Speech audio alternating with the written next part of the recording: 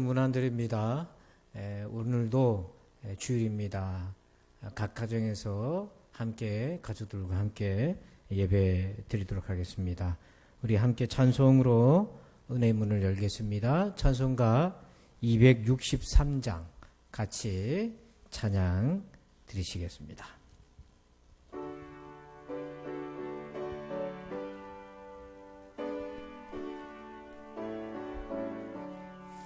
이 세상 험하고 나비록 약하나 늘 기도 힘쓰면 큰 권능 얻겠네. 주의 은혜로 대속받아서 피와 같이 붉은 죄 눈같이 이겠네. 주님의 권능은 한없이 크오니 돌 같은 내 마음 건너겨 주소서. 주의 은혜로 대속받아서 피와 같이 붉은 죄 눈같이 이겠네. 내 마음이 약하여 늘 넘어지오니 주의 수임주사 굳세게 하소서. 주의 은혜로 대속받아서 피와 같이 붉은 죄 눈같이 이겠네.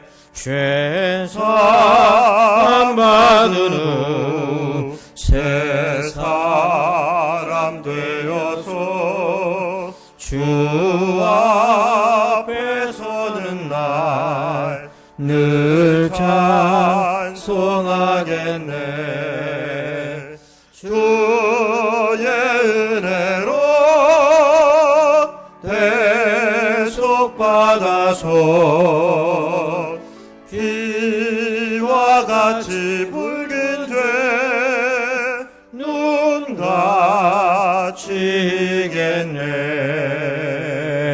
아멘.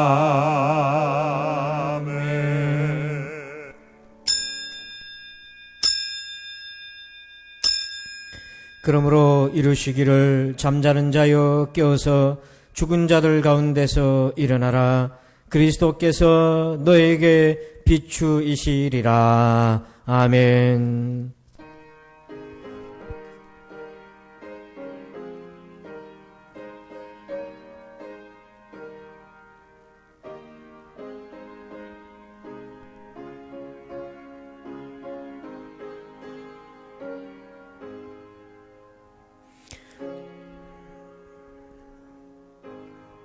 우리의 영혼의 주인이신 하나님을 찬양합니다.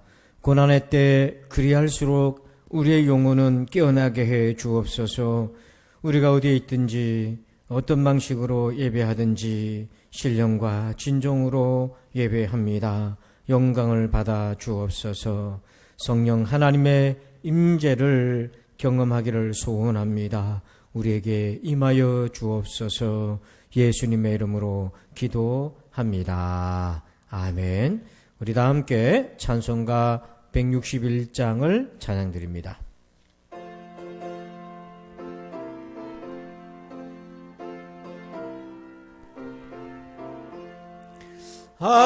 할렐루야. 우리 예수 부활 승천하셨네. 세상 사람 찬양하니 천사와 나바도다. 구주 예수 부활하사 사망 권세 이겼네. 구주 예수 부활하사 사망 권세 이겼네. 할렐루야. 우리 예수 왕의 왕이 되시고 우리들의 중보 되심 성령 증거하시네.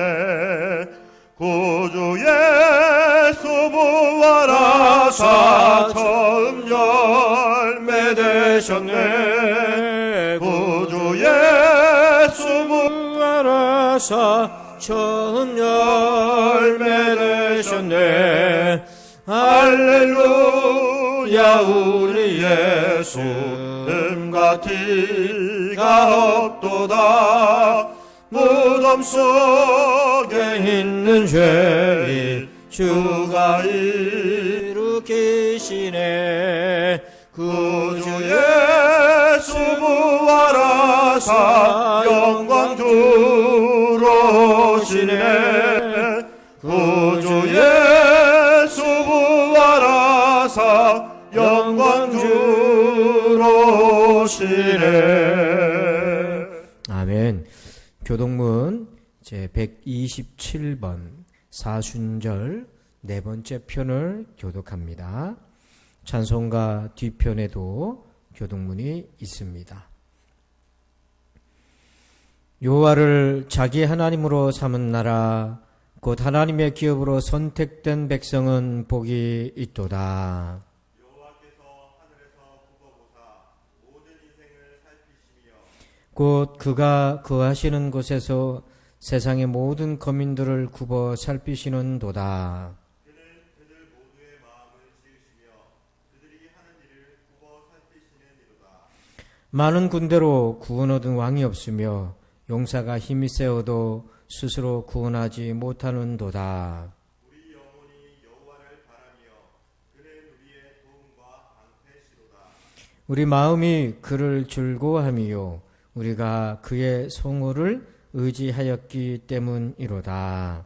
여호와여, 우리가 주께 바라는 대로 주의 인자하심을 우리에게 베푸소서. 아멘. 나는 전능하신 아버지 하나님 천지의 창조주를 믿습니다. 나는 그의 유일하신 아들 우리 주 예수 그리스도를 믿습니다.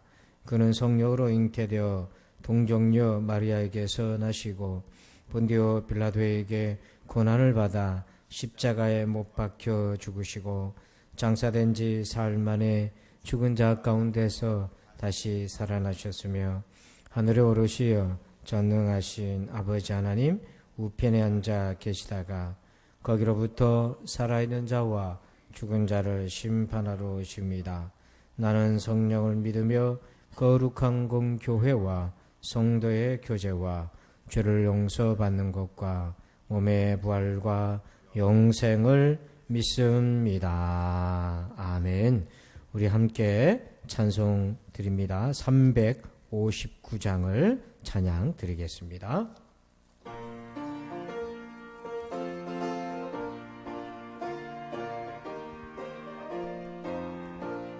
천성을 향해 간 성도들아, 앞길의 장애를 두려 말아라. 성령이 너를 인도하시리니 왜 지체를 하고 있느냐. 앞으로 천성을 향해 나가세. 천성문만 바라고 나가세. 모든 천사 너희를 영접하러 문 앞에 기다려 서 있네. 너 가는 길을 누가 비웃거든 확실한 증거를 보여주어라. 성령이 너희 감하여 주사 그들도 참 길을 찾으리. 앞으로 천성을 향해 나가세. 천성문만 바라고 나가세.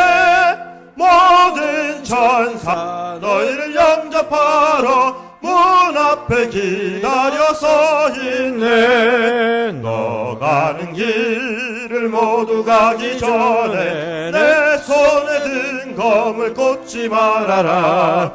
저 마귀 흉계 모두 깨뜨리고 끝까지 잘 싸워 이겨라. 앞으로 천성을 향해 나가세. 천성문만 바라고 나가세. 모든 천사 너희를 영접하러 문 앞에 기다려 서 있네. 아멘. 이 시간에는 우리 함께 합심해서 기도하는 시간 갖겠습니다. 우리 코로나 감염병 돌파를 위한 기도 제목 7가지 준비되어 있는데요.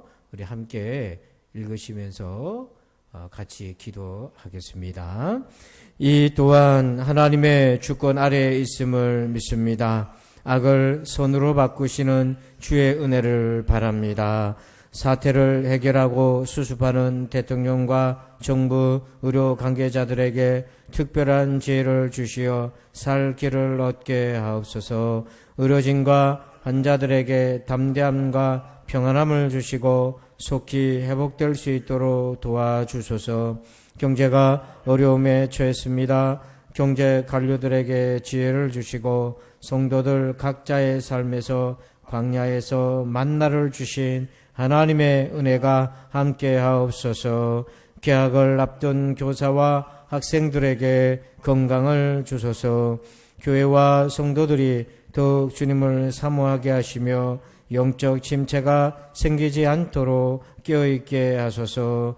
코로나 사태로 인해서 사단이 틈을 타 하나님의 영광을 가리지 못하도록 분별의 능력을 주소서. 아멘. 이 기도 제목 가지고 각 가정에서 같이 합심해서 잠깐 기도하겠습니다.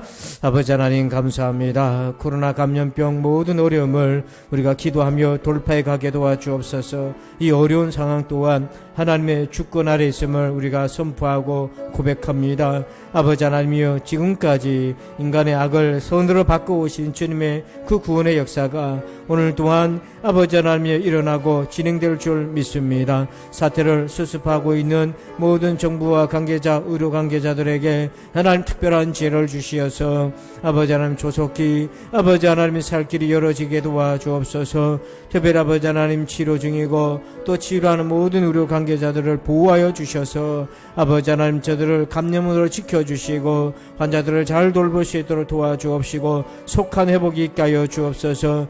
전 세계 경제가 어려운 가운데 있습니다. 하나님 아버지, 사람이 아버지 하나님 생각을 짜내고 지혜를 짜내지만은 부족합니다. 하나님 함께하여 주셔서 이번 기회를 통하여 세계 열방이 주님을 바라보는 아버지 주께 돌아오는 은혜가 있게 하소서. 우리 성도들 광야에서 만나를 먹이시고 물을 공급하여 주신 놀라우신 그 은혜가 우리 성도들의 사업장, 일터, 직장 속에도 있게 해 주옵소서. 아버지 하나님, 이제 아버지 하나님의 계약을 앞에 두고 있는 우리 자녀들 또 교사들이 있습니다. 아버지 하나님 교육기관이 어려움 당하지 않도록 보호하여 주시옵소서. 우리 성도들 아버지 이 기간 동안에 아버지 하나님 영적 침체가 생기지 않도록 아버지 각자 있는 처소에서 주님을 향한 더 큰 열심으로 나아가게 도와주시고 아버지 사탄이 아버지 이를 틈타서 아버지 하나님의 주의 영광을 가리지 못하도록 하나님 우리를 돌보시고 지켜주옵소서. 아버지 감사합니다. 홀로 영광 받아 주옵소서. 예수님의 이름으로 기도합니다. 아멘. 이 시간에는 교회 소식을 말씀드립니다. 먼저 우리 가족들과 계신 우리 가족들과 인사 한번 나눕니다. 반갑습니다. 인사할까요? 반갑습니다. 감사합니다. 예, 반갑습니다. 네. 오늘은 사순절 벌써 4번째 주일로 지키고 있습니다. 오늘 주일 예배도 가정에서 그리고 또 교회에서는 1부에서 3부까지 우리가 분산해서 드리고 있습니다. 다음 주는 선교 주일입니다.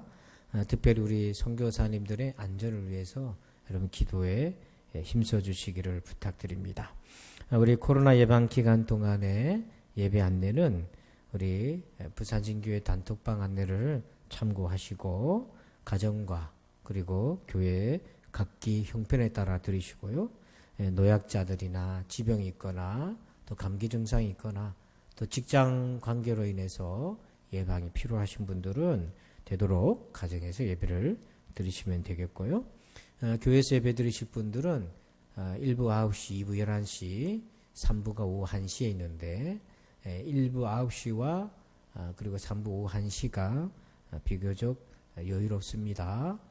편안하게 여러분 참석하시면 되겠습니다. 새벽 기도회는 정상 진행 중에 있습니다. 그리고 수요 금요 기도회는 계속해서 우리가 한 주간 더 생략하겠습니다. 우리 단톡방에서는 매일 사순절 묵상과 다니엘 특별 기도 영상을 올려드리고 있습니다. 꼭 시청하시고 함께 기도해 주시기를 바라고요. 또 묵상으로 활용해 주시기 바랍니다.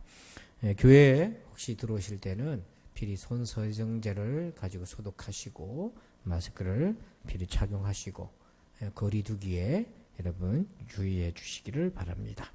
3월달 정기직원회는 유인물로 대신하겠습니다. 안내석에 비치되어 있습니다. 혹시 가정에서 예배를 드리는 분들 중에 이 자료가 필요하시면 사무실로 문의해 주시기를 바랍니다.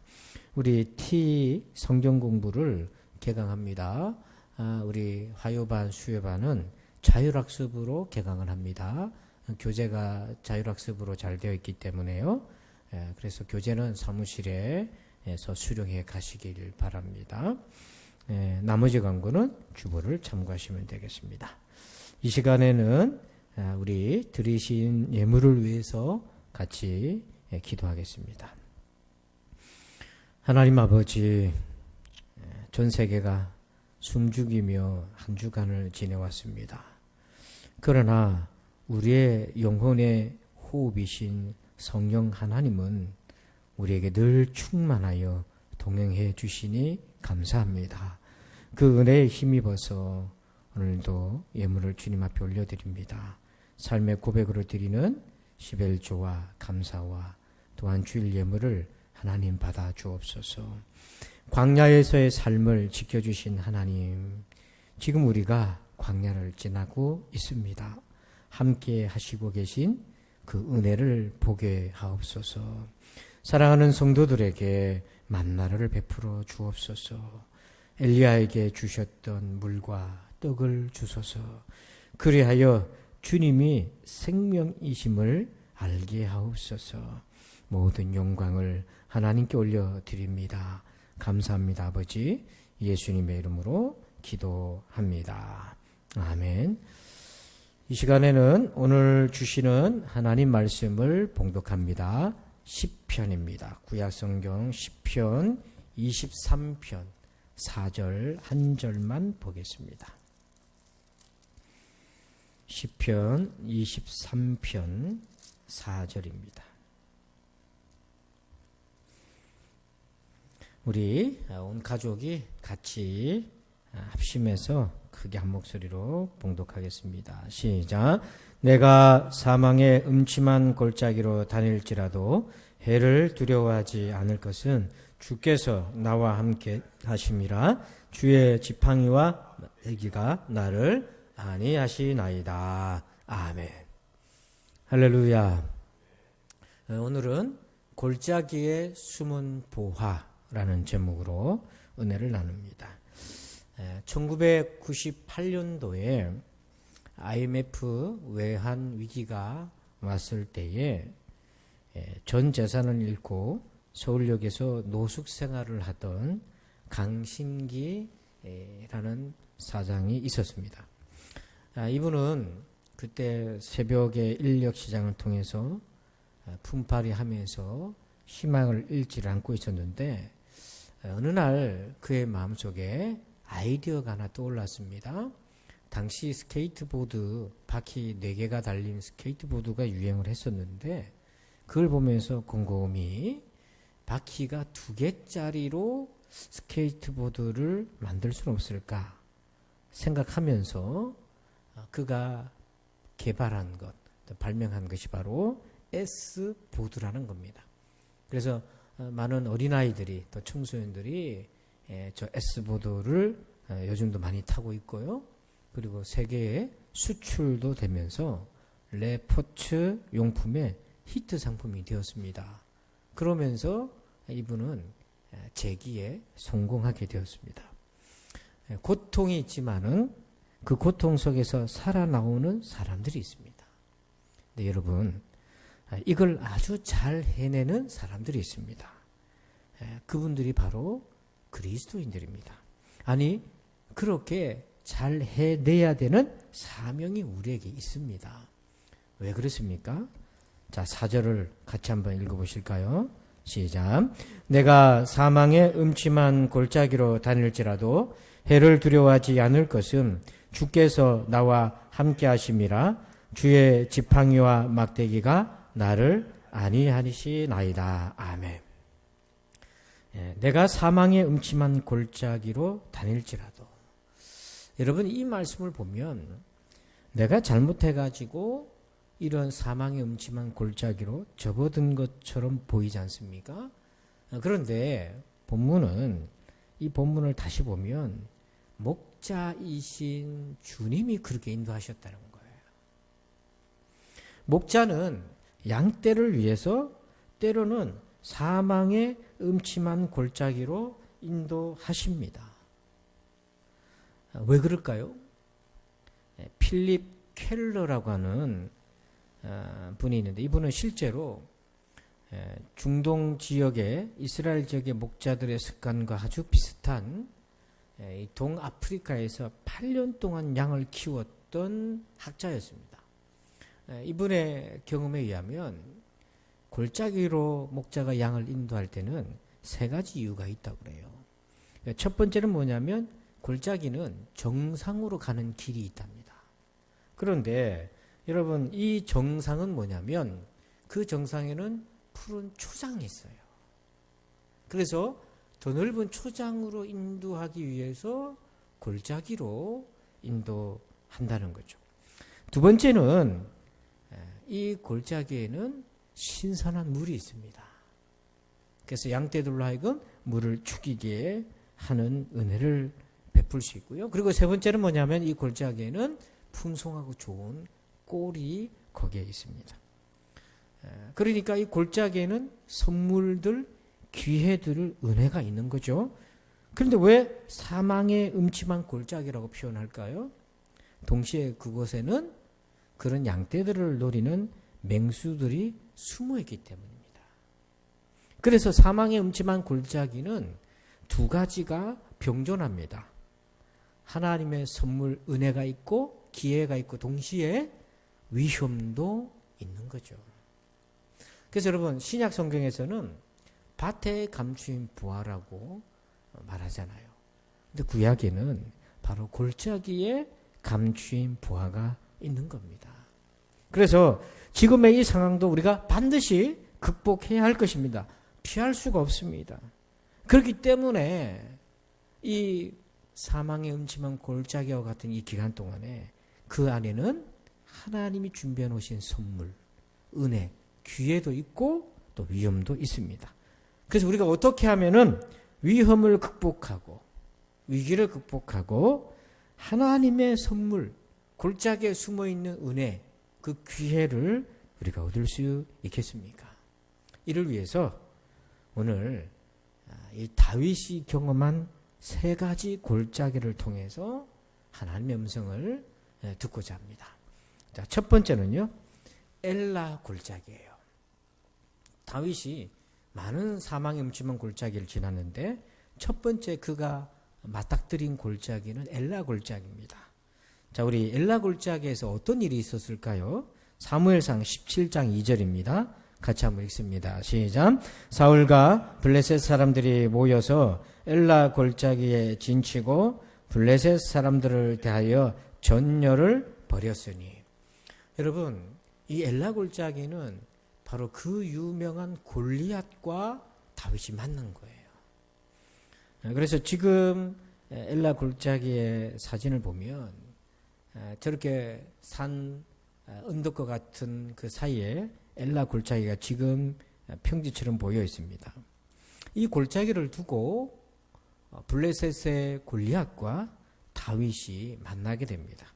그래서 다윗은 이곳에서 사망이 음침한 골짜기로 상징되는 골리앗을 만나요. 근데 동시에 그곳에는 목자이신 주님도 함께 계셨습니다. 그래서 위기와 위험 속에서 동시에 다윗은 하나님의 선물을 얻을 수가 있었어요. 여러분, 골리앗은 키가 약 3m 정도 되고요. 노수로 된 투구를 쓰고 비늘 갑옷을 입었는데 그 무게가 약 한 196kg 정도 된다는 거예요. 그리고 노수로 된 각반을 차고 무기를 들었는데 창날의 무게만 해도 23.5kg가 되는 그런 무기를 들고 있었습니다. 그러니까 걸어다니는 사망의 음침한 골짜기와 같은 거예요. 그런데 하나님께서는 바로 다윗과 그 골짜기에서 함께 해주셨던 거예요. 주님이 다윗과 함께 하신다는 상징이 나타나는데 다윗이 골리앗과 상대하기 위해서 들고 나간 무기 속에 목자이신 하나님이 함께 하시는 상징이 숨어 있습니다. 자, 우리 사무엘상 17장 43절 한번 읽어볼까요? 시작. 블레셋 사람이 다윗에게 이르되 네가 나를 개로 여기고 막대기를 가지고 내게 나왔느냐 하고 그의 신들의 이름으로 다윗을 저주하고. 자, 여러분, 다윗이 골리앗과 상대하기 위해서 무기를 들고 갔는데 어떤 무기를 들고 갔습니까? 막대기라고 되어 있어요. 여러분, 이 막대기는 바로 목자들이 들고 다니는 도구입니다. 자, 목자들은요, 지팡이와 막대기 두 가지를 들고 있었어요. 그러니까 여러분 보면 끄트머리가 휘어져 있는 거는 이제 지팡이 역할을 합니다. 그래서 길을 잘못 들어서 양떼들의 목을 다 이렇게 해서 바르게 또 인도한다든지 그렇게 길잡이로 쓰는 용도고요. 짧지만 끝이 뭉퉁한 막대기가 있어요. 이것은 바로 양떼를 공격하는 맹수라든지 어려움에 있는 양떼들을 지키기 위해서 목자들이 쓰는 호신용입니다. 근데 필립 켈러라는 그분이 지켜봤을 때 목자들이 이 막대기를 가지고 사나운 짐승들로부터 양떼를 보호하는데 그 정확도가 거의 100%라는 거예요. 그만큼 단련되어 있는 거예요. 그래서 다윗이 이 막대기를 들고 가잖아요. 그런데 시편 23편 4절을 보니까 내가 사망의 음침한 골짜기로 다닐지라도 해를 두려워하지 않을 것은 주께서 나와 함께 하심이라. 주의 지팡이와 그다음 뭐라고 나와 있습니까? 막대기. 그래서 지금 다윗이 들고 나간 막대기는 바로 목자이신 하나님을 상징하는 거죠. 그리고 골리앗은 다윗이 자신을 개로 여겼다고 이렇게 표현하고 있습니다. 근데 여기서 말하는 개는요, 반려견, 애완견이 아니고 굶주린 들개를 상징해요. 즉 양떼를 노리는 야수요 맹수인 것입니다. 그래서 양떼를 노리는 사망의 음침한 골짜기의 위험 요소가 바로 이 골리앗이었던 거죠. 자, 그렇다면 다윗은 이 골리앗이라는 사망의 음침한 골짜기에서 그러면 무엇을 얻었을까요? 바로 이것입니다. 32절입니다. 같이 읽어요. 시작. 다윗이 사울에게 말하되 그로 말미암아 사람이 낙담하지 말 것이라 주의 종이 가서 저 블레셋 사람과 싸우리이다 하니. 아멘. 모두들 이 골리앗 앞에서 사울과 또 이스라엘 군대가 두려움 가운데 있을 때 이 다윗이 사울 앞에 나서서 주의 종이 가서 저 블레셋 사람과 싸우리이다. 바로 이 용기입니다. 용기. 다윗은 이 엘라 골짜기에서 하나님으로부터 어떤 선물을 받게 됐냐면 용기라는 선물을 받아요. 근데 여러분 이 용기의 출처가 어디입니까? 자, 37절 보니까 또 다윗이 이르되 여호와께서 나를 사자의 발톱과 곰의 발톱에서 건져내셨은즉 나를 이 블레셋 사람의 손에서도 건져내시리이다.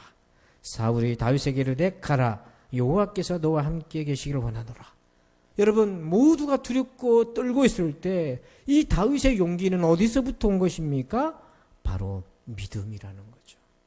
하나님께서 나를 이 블레셋 사람의 손에서도 건져내시리이다 라는 믿음이 그에게 있었고 바로 그 믿음에서 용기가 나왔던 겁니다. 여러분, 믿음의 용기가 왜 선물입니까? 그것은 하나님이 주시는 것이니까 그런 거예요. 왜 믿음의 용기가 선물이요 은혜입니까? 생각해 보십시오. 도대체 이 어린 막내 8번째 아들이었던 이세의 아들이었던 어린 막내 다윗에게서 어디서 이런 용기가 나왔겠어요? 왕도 장성했던 형들 3명조차도 전장에서 두려워 떨고 있는데 말입니다. 도대체 이 다윗에게서 어디서 그런 용기가 나왔겠습니까? 여러분, 믿음의 용기는 절대적으로 하나님으로부터 오는 겁니다. 왜 그런가요? 그 믿음의 용기의 목적을 통해서 알 수 있습니다. 자, 사무엘상 17장 46절 먼저 읽어볼까요? 시작. 오늘 여호와께서 너를 내 손에 넘기시리니 내가 너를 쳐서 내 목을 베고 블레셋 군대의 시체를 오늘 공중의 새와 땅의 들짐승에게 주어 온 땅으로 이스라엘에 하나님이 계신 줄 알게 하겠고. 다윗이 이 믿음의 용기로 사망의 엄침한 골짜기인 골리앗과 상대할 때 그의 동기가 무엇이었습니까? 그는 온 땅으로 이스라엘에 하나님이 계신 줄을 증거하고 싶었던 거죠. 또한 두 번째 목적이 있습니다. 47절에 보니까 또 여호와의 구원하심이 칼과 창에 있지 아니함을 이 무리에게 알게 하리라. 전쟁은 여호와께 속한 것인즉 그가 너희를 우리 손에 넘기시리라. 즉 여호와의 구원하심의 은혜를 증거하고 드러내기 위함이었습니다. 그러니까 다윗이 이 믿음의 용기가 하나님으로부터 왔다는 것을 우리가 어떻게 알 수 있냐면 그의 믿음의 용기의 동기와 목적은 오직 하나님의 영광에 있었던 거예요. 바로 이러한 믿음은 하나님으로부터 오는 것입니다.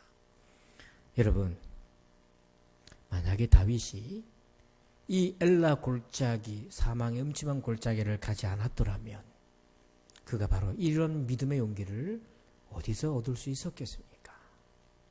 거기에는 걸어다니는 사망의 음침한 골리앗이 있었지만 동시에 거기에는 하나님이 숨겨놓으신 믿음의 용기라는 선물도 있었던 거죠. 여러분, 이 음침한 사망인 골리앗을 무너뜨린 이후에 다윗의 심령은 어땠을까요? 바로 하나님의 살아계심, 하나님의 구원의 확신, 그 확증으로 충만했을 것입니다. 그의 작은 심장이 소화할 수 없는 위대한 하나님에 대한 믿음의 용기가 더욱 그의 심령 속에 흘러 넘쳤을 거예요. 저는 우리 성도들이 이 가정에서 예배를 드릴 때에 그 다윗이 경험했던 믿음의 용기가 여러분 심장에서도 고스란히 전달되기를 주님의 이름으로 축복합니다. 훗날에 이 믿음의 용기는요, 다윗이 살아가는데 아주 소중한 자산이 됩니다. 이후에 다윗이 군사들이 그에게 모여들고 그리고 그도 세력을 갖추고 하나님의 뜻을 이루어갈 때에 다윗의 주둔지에 남겨두었던 자기 가족과 부하들의 가족들이 기습을 당했습니다. 그로 인해서 가족들이 다 포로로 끌려가고 부하 장수들의 가족들도 다 그렇게 포로로 끌려갔을 때에 반란이 일어났어요. 부하들의 반란이 일어나 다윗이 망하기 직전에 놓여져 있었습니다. 그때 다윗이 위기를 돌파해냈는데요. 어떻게 돌파했습니까? 사무엘상 30장 6절을 같이 읽어봅니다. 시작. 백성들이 자녀들 때문에 마음이 슬퍼서 다윗을 돌로 치자 하니 다윗이 크게 다급하였으나 그의 하나님 여호와를 힘입고 용기를 얻었더라.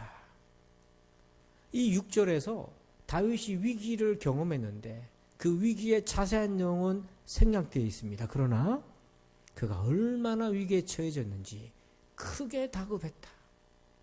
다윗의 인생에 이런 표현이 없었어요. 하지만 그 위기를 그는 어떻게 이겨나왔냐면 여호와 하나님을 힘입어서 용기를 얻어서 헤쳐나왔던 거죠. 이 용기가 바로 어디서부터 온 것입니까? 그가 엘라 골짜기에서 사망 음침한 골짜기였던 골리앗과 상대했을 때 바로 그 믿음의 용기를 하나님께로부터 받았기 때문입니다.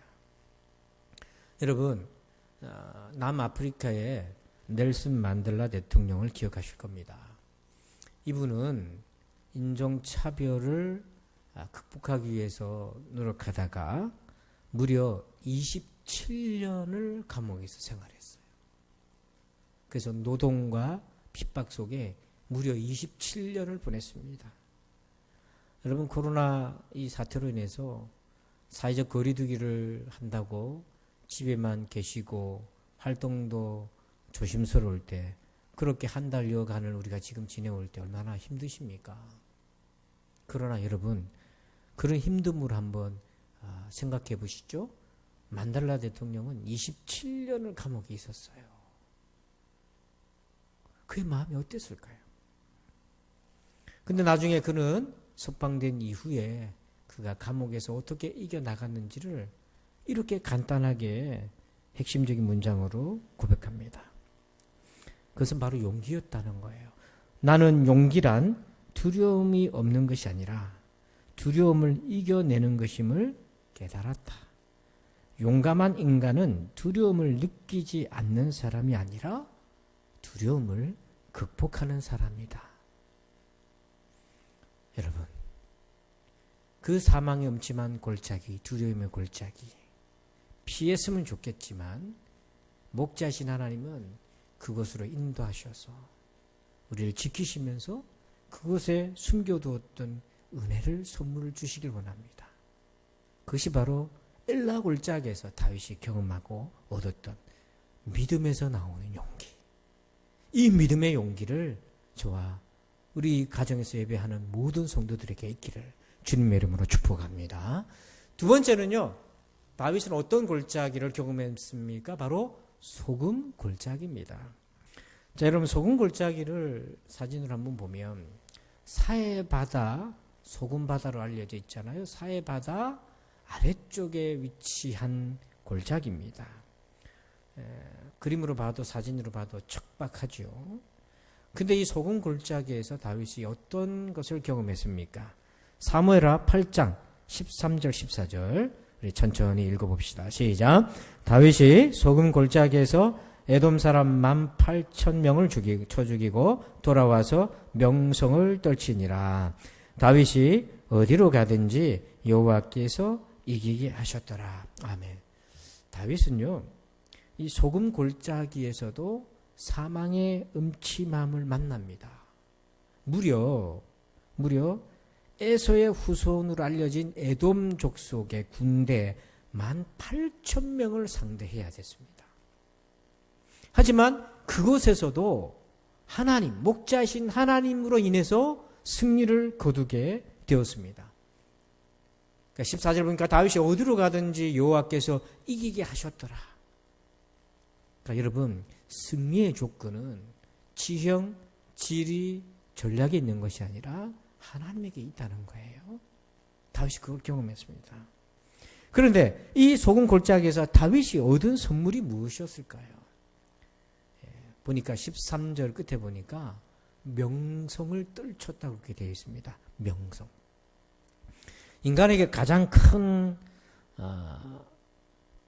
소원 중에 하나가 있다면 자신의 이름 석자 내는 것일 겁니다. 그러니까 존재의 최상의 성취 또는 뭐 기쁨 또는 행복이라고 할까요? 그게 자기 이름을 세상에 떨치는 것이 아니겠습니까? 언뜻 보면 다윗이 유명해진 것으로 볼 수 있어요. 하지만 다윗이 얻은 명성은 단지 개인의 이름에 유명해지는 개인적 명성이 아니었습니다. 이 명성의 본질을 한번 볼까요? 역대상 14장 17절입니다. 한번 읽어봅시다. 시작. 다윗의 명성이 온 세상에 퍼졌고 여호와께서 모든 이방 민족으로 그를 두려워하게 하셨더라. 여러분, 이 다윗의 명성은 하나님으로부터 왔다는 거예요. 그래서 그 동시대 이방민족들이 다윗이라는 이름만 들어도 두려워했는데 그 다윗의 능력은 하나님께로부터 왔기 때문인 겁니다. 그래서 다윗의 명성은 결국 주님의 명성이었던 거예요. 이 원리는 너무나도 중요해요. 왜냐하면 우리의 명성, 이름의 존재의 기반은 하나님이라는 거예요. 자, 그렇기 때문에 이 명성이 자칫 잘못하면 하나님과의 관계가 깨져 버리면 부끄러운 명성으로 전락하기도 합니다. 사무엘하 16장 6절에 다윗이 범죄한 이후에 참 고통스러운 일들을 겪게 되는데 자기 아들 압살롬에게 반역을 당해서 피난을 가게 됩니다. 그때 피난을 갈 때에 사울의 후손으로부터 저주를 받아요. 놀림을 받는데 또 다윗과 다윗 왕의 모든 신하들을 향하여 돌을 던지니 그때 모든 백성과 용사들은 다 왕의 좌우에 있었더라. 다윗이 초라하게 피난을 가는 그 길목에 사울의 후손이 나타나서 돌을 던지면서 다윗을 향해 입에 담을 수 없는 모욕과 저주를 퍼붓습니다. 다윗이 하나님 앞에 범죄하고 그의 가정이 어려운 가운데 처했을 때 다윗의 명성은 바닥을 치게 되었어요. 여러분, 주님이 함께하지 않으면 그동안 우리가 누렸던 명성은 도리어 부끄러운 이름이 되고 맙니다. 차라리 유명해지지 않았더라면 이렇게 땅을 치고 후회하게 됩니다. 즉 주님으로 인해 살고 주님이 없으면 의미가 없는 인생이라는 것을 이 소금 골짜기에서 다윗은 그 명성의 본질인 하나님 때문에 살고 하나님 위해서 살아가는 그 명성의 선물을 거기서 얻게 됐던 거죠. 여러분의 명성도 하나님과 함께하고 있다는 것을 꼭 기억하시기를 주님의 이름으로 축복합니다. 마지막 세 번째입니다. 우리 3번째 볼까요? 시작. 르바임 골짜기. 세 번째는요, 다윗이 어떤 골짜기를 경험했습니까? 사무엘하 5장 18절입니다. 우리 같이 한번 읽어봅시다. 시작. 블레셋 사람들이 이미 이르러 르바임 골짜기에 가득한지라. 아멘. 여러분, 르바임 골짜기는요, 지금 이스라엘 땅의 르바임 골짜기의 사진은 이렇습니다. 한눈에 봐도 이게 이제 골짜기라는 걸 알 수 있잖아요. 근데 이 르바임 골짜기는 우리가 이제 지도로 보면 위치가 아주 중요한데요. 이 지도로 보면 위치가 어디냐면 바로 예루살렘 근처 블레셋 진영과 예루살렘 이 진영 가운데 놓여져 있어요. 그래서 굉장히 중요한 전략적 요충지입니다. 근데 지금 다윗이 바로 이 르바임 골짜기에서 블레셋 족속과 전투를 벌이게 되는데 이때가 어떤 때였냐면 다윗이 이스라엘 왕으로 즉위한 직후에 블레셋이 기습을 하는 겁니다. 그러니까 다윗이 왕이 되어서 축하하는 그 기쁨의 설레였던 그 순간에 그 틈을 타서 블레셋이 기습을 해 들어왔어요. 그래서 르바임 골짜기의 음침한 사망은 기습을 해온 블레셋 족속입니다. 근데 여러분, 이 블레셋 족속은 기원이 지중해 그리스계 연안 해중 사람들이에요. 이 사람들은 싸움에 능수능란한 자들이었고요. 그 당시 이스라엘이 가지지도 못했던 철기 무기를 소유했던 족속이었어요. 근데 이 블레셋 족속이 이 르바임 골짜기에 2번을 연속해서 공격을 해옵니다. 그래서 이 골짜기에서만 1차전, 2차전이 동시에 일어납니다. 이때 다윗이 얻은 선물이 무엇이었을까요? 자, 우리 첫 번째 전투에서 다윗은 이렇게 반응합니다. 사무엘하 5장 19절 같이 읽어요. 시작. 다윗이 여호와께 여쭈어 이르되 내가 블레셋 사람에게로 올라가리이까 여호와께서 그들을 내 손에 넘기시겠나이까 하니 여호와께서 다윗에게 말씀하시되 올라가라 내가 반드시 블레셋 사람을 내 손에 넘기리라 하신지라. 아멘. 1차전 때 다윗은 이 전쟁에 르바임 골짜기에서 어떤 반응을 보였습니까? 다윗이 여호와께 여쭈어 이르되 그가 하나님께 기도했어요. 그리고 하나님의 도움과 지혜를 구했습니다. 그리고 하나님의 응답을 받고 1차전에서 싸우기 전에 이미 승리한 믿음을 가지고 전장에 나가게 돼요. 그래서 1차전에 승리하게 됩니다. 자, 그런데 블레셋이 전열을 재정비하고 곧이어서 2차전으로 또 르바임 골짜기를 올라옵니다. 이때 다윗은 어떻게 했을까요? 사무엘하 5장 22절 23절 읽습니다. 블레셋 사람들이 다시 올라와서 르바임 골짜기에 가득한지라 다윗이 여호와께 여쭈니 이르시되 올라가지 말고. 22절 보니까 블레셋이 다시 올라왔어요. 그때 23절에 다윗이 어떻게 반응을 보였습니까? 다윗이 여호와께 여쭈되.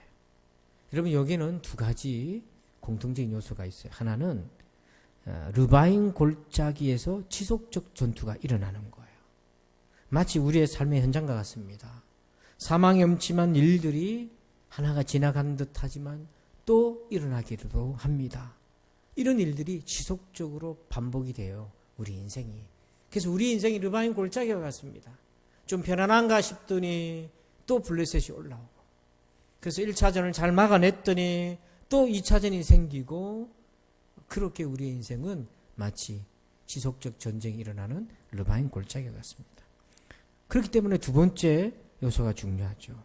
이 르바임 골짜기의 선물이 그래서 절대 중요한 겁니다. 여러분, 22절과 23절에 공통적인 다윗의 반응은 무엇입니까? 여호와께 여쭈니, 여호와께 여쭈니. 이건 그냥 기도가 아닙니다. 주님으로부터 지혜를 얻는 것인데요. 다윗은 이미 그 전부터 사실은 지혜롭게 싸웠어요. 사무엘상 18장 14절을 보니까 다윗이 그의 모든 일을 지혜롭게 행하니라 여호와께서 그와 함께 계시니라. 그러니까 다윗이 지혜롭게 모든 일을 행했다고 되어 있습니다. 근데 그 지혜의 원천은 자기가 명석했고 두뇌가 좋았다는 얘기가 아니에요. 바로 그때마다 다윗은 하나님께 여쭈었습니다. 하나님께 물었고 하나님의 지혜를 구했고 하나님께서 그의 지혜의 원천이었어요. 근데 여기서 우리가 좀 주의할 것이 있습니다. 다윗이 르바임 골짜기 1차전에서 승리를 했잖아요. 그런데 2차전에서는 전략이 바뀌었어요. 하나님 올라가지 말고 매복했다가 싸우라고 1차전과는 다른 지혜를 다윗에게 주셨어요. 그러니까 다윗은 매 순간 하나님의 지혜를 구했어요. 1차전 때 이겼다고 했기 때문에 2차전도 1차전과 같은 방식으로 추정해가지고 기도 없이 1차전의 승리의 경험만 가지고 그는 전쟁에 나가지 않았다는 거예요. 여러분, 여기서 우리가 주의 음성을 좀 들어봤으면 좋겠어요. 추정하지 말자는 겁니다. 매 순간 겸손하게 주님의 지혜를 구하자는 거예요. 다윗은 얼마든지 1차전에 동일한 장소 르바임 골짜기, 동일한 대적 블레셋과 2차전을 벌일 때 똑같은 장소, 똑같은 사람들, 1차전과 같은 방식으로 얼마든지 싸울 수 있었지만 그렇게 하지 않았어요. 또 그는 처음처럼 하나님께 기도했어요. 그래서 잠언 3장 6절에 같이 읽어봅시다. 시작. 너는 범사에 그를 인정하라. 그리하면 내 길을 지도하시리라. 범사에 하나님을 인정하자는 거예요. 범사에. 크든 작든 범사에. 그래 하시면 하나님은 그 범사에 우리의 길을 인도하시고 주권자로 역사하십니다. 이것이 바로 다윗이 르바임 골짜기에서 얻었던 세 번째 선물, 하나님과 동행하는 그 지혜, 그 삶을 그가 이 르바임 골짜기에서 선물로 얻었던 거예요. 여러분들도 이번 주는 어떻게 예배를 드리지 하고 고민이 될 겁니다. 이번 주는 어떻게 예배를 드리지?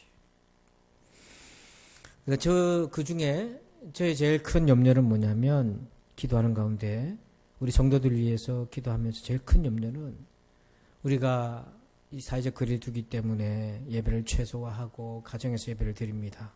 그런데 그 가정에서 예배 드릴 때 사단이 우리의 틈을 노릴까 하는 거예요.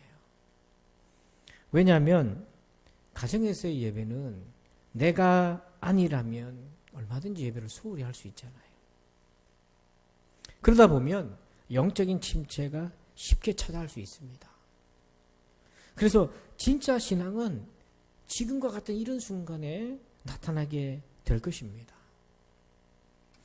오히려 교회에서 예배를 드리는 것보다 가정에서 예배 드리는 것이 더 힘들 수 있습니다. 그래서 기도하는 가운데 말씀을 묵상하는 중에 다니엘의 예배의 모습을 떠올리게 되었습니다. 다니엘 6장 10절에 보면 다니엘이 이 조서에 왕의 도장이 찍힌 것을 알고도 자기 집에 돌아가서는 윗방에 올라가 예루살렘으로 향한 창문을 열고 전에 하던 대로 하루 3번씩 무릎을 꿇고 기도하며 그의 하나님께 감사하였더라. 다니엘은 어쩔 수 없이 예루살렘에서 1400km가 떨어져 있는 바벨론으로 포로로 끌려오게 되었습니다. 그럼 더 이상 예루살렘에서 예배를 드릴 수 없고 제사를 드릴 수 없었습니다. 유대인들이 이방인으로 끌려갔던, 이방민족으로 끌려간 모든 유대인들은 동일한 운명을 처하게 되었습니다. 그들 마음은 예루살렘에서의 예배가 아니면 의미가 없다라는 그런 생각들을 많이 하게 되었습니다. 그런데 다니엘을 보세요. 그는 비록 1400km 떨어져 있는 예루살렘에서 예배를 할 수는 없었지만 이방 땅에 그의 집에서 윗방으로 올라가서 창문을 예루살렘으로 방향을 열어서 그는 하루 3번씩 그의 초소에서 있는 곳에서 무릎을 꿇고 기도하고 감사했다고 되어 있어요. 여러분, 비록 예루살렘으로 갈 수는 없었어도 그는 있는 곳에서 하나님을 예배했습니다. 그것마저도 빌미가 될지언정 그렇게 예배했습니다. 왜냐하면 다니엘은 유대인의 전통과 습관에 젖은 예배자가 아니라 정말 하나님을 사랑하는 예배자였기 때문입니다. 오늘 우리 역시 사회적 거리두기를 통해서 국가와 이웃을 배려하고 있습니다. 그러나 하나님과의 거리는 우리가 더 가까이 해야 되지 않겠습니까? 지금은 특수한 상황입니다. 그렇기 때문에 우리가 가정에서 예배 드릴 때 다니엘처럼 그런 간절함으로 오히려 예루살렘에서 예배를 드릴 때보다 더 간절함으로 그 성전을 바라보며 기도하고 감사했던 다니엘과 같은 예배자의 신앙이 오늘날 우리에게 필요한 것이죠. 여러분, C.S. 루이스라는 이제 기독교 철학자가요, 사탄이 어떻게 우리 그리스도인들을 넘어뜨릴까 하는 역지사지 입장에서 쓴 글이 있습니다. 그게 스크루 테이프의 편지라는 책인데요. 그것에서 사탄이 바라본 예수님의 내용이 있어요. 제가 한번 읽어드릴게요. 사탄이 이르기를, 지금 사탄이 자기들끼리 얘기를 하는 겁니다. 원수가, 그들 입장에서는 예수님은 원수거잖아요. 원수가 인간 영혼 하나를 제 것으로 확보하기 위해 꼭대기보다 골짜기에 더 의존한다는 걸 알면 아마 좀 놀랄 게다. 이 마귀가 마귀들 쫄개들한테 경고를 해주는 거예요. 원수가 특히 아끼는 인간들은 그 누구보다 길고도 깊은 골짜기를 통과해야 했다. 그 이유를 알겠느냐? 라는 이런 대목이 있어요. 그러니까 예수님이 아끼는 사람들은 그 누구보다도 길고도 깊은 골짜기를 통과해 나오면서 그는 그 골짜기에 준비해 놓은 하나님의 선물들을 얻어 나오기 때문인 거죠. 사랑하는 성도 여러분, 사망의 음침한 골짜기를 우리가 저마다 지나고 있습니다. 그곳에는요, 사망의 음침함이, 위협함이 있습니다.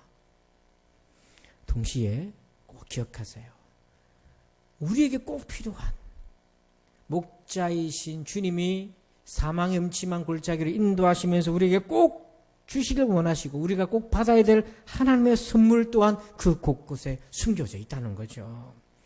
주의 지팡이와 막대기로 우리를 지켜주시는 주님을 바라보면서 사망의 음침한 골짜기에서 생명의 선물들을 얻는 우리 부산진 성도들 다 되시기를 주님의 이름으로 축복합니다. 축복합니다. 기도하겠습니다. 하나님 아버지 감사합니다.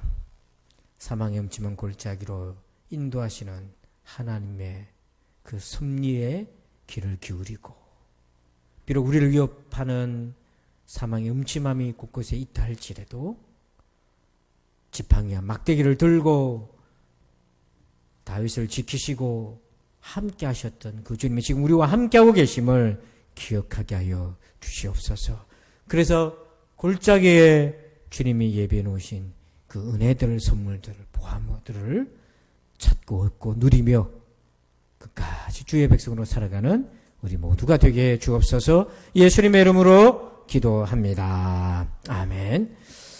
우리 다 함께 집에서 앉아 계시잖아요. 다 일어나셔서 우리 2020년 교회 목적을 같이 한번 크게 우리 주먹을 다 불끈 쥐고 오늘 말씀 기억하면서 함께 우리 선포합시다. 2020년 교회 목적 도전하라. 한 번 더 2020년 교회 목적 도전하라. 아멘. 우리 찬송가 222장 1절만 찬송 드리겠습니다.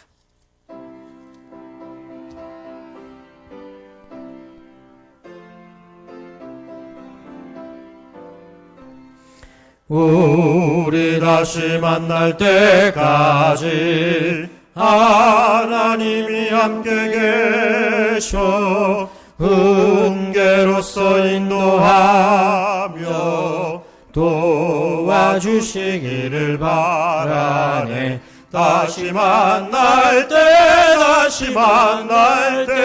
예수 앞에 만날 때 다시 만날 때 그때까지 계실 바라네.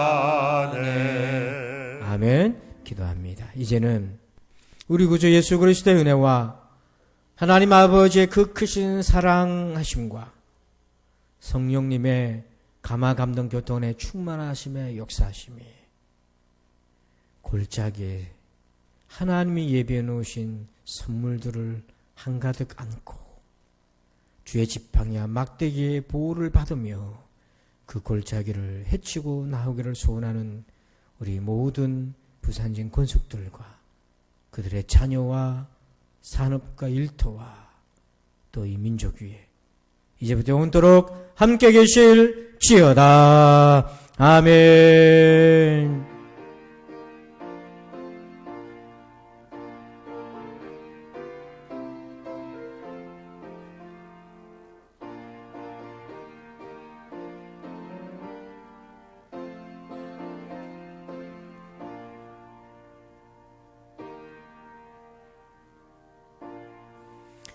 이제 예배가 마쳤습니다. 가족들끼리 서로 인사하고 또 격려도 하고 위로도 하고 교제 나누시기 바랍니다. 감사합니다.